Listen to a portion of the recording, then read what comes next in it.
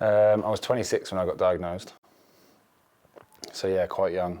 26 when you got diagnosed with bowel cancer, but you had there were issues in the background kind of running up to that stage? Yeah, so we go way back to when I was sort of 15 and had a blood clot in my lung. And that's when sort of like my colitis, inflammation in my stomach and the bowel started.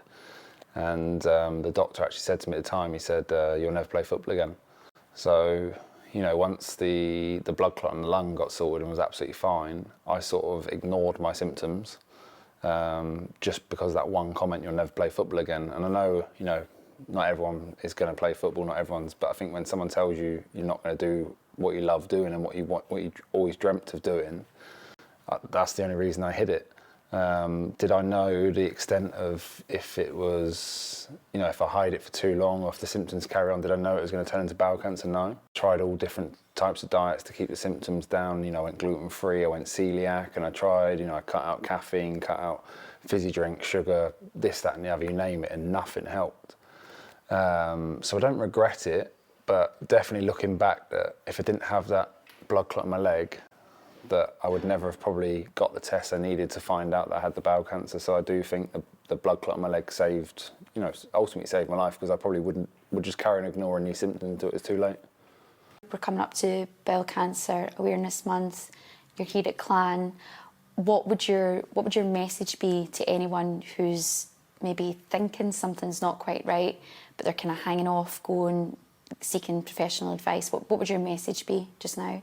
Get checked as soon as possible, because, you know, I know that's a cliche thing probably to say, get checked as soon as possible, but, you know, if I'd have left it any later, or if I'd have left it months down the line, years down the line, you know, my journey wouldn't have been as easy. It wouldn't have been as simple. It might not have just been 2 operations and no chemo and radio.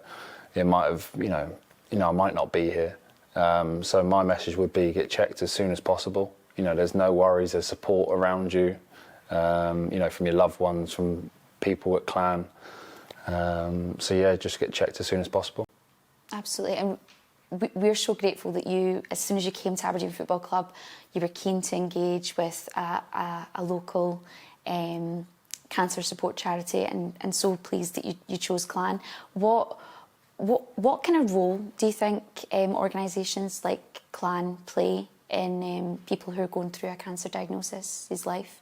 Massive. You know, it just shows that you aren't alone. If you're going through a journey, a treatment, that, you know, you can come in places like Clan and you can have that support network to come and have a cup, whether it's just a coffee, whether it's a chat, and it's, you know, it makes a massive difference for people that probably feel so low and can't get any lower, that, you know, you can pick them up for an hour during the day and they might leave, you know, happier, they might leave a bit more reassured, and, you know, just take the weight off.